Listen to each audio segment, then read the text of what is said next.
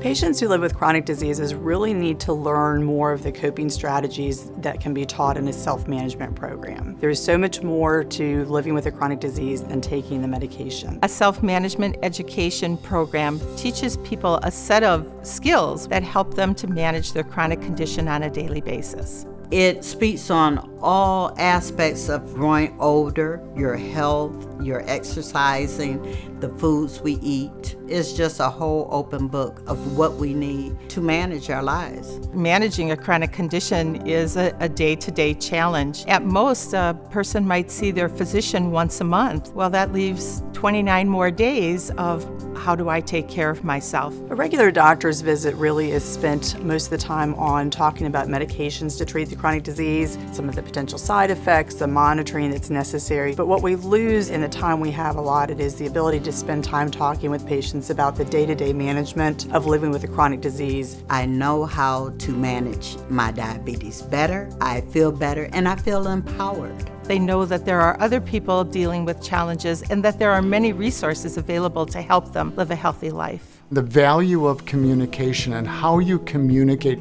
your feelings, not to the doctor, but your family. It was life-changing for me. Oftentimes when I'll suggest to one of my clients for them to attend, they'll say, but I don't have a chronic condition. And then I point out the fact that, yes, living with high blood pressure is a chronic condition, or having congestive heart failure or diabetes. And I encourage them to attend so that they can learn the skills to better manage it day to day. I spend a lot of time emphasizing to patients how critical it is that they learn coping strategies to help manage their disease.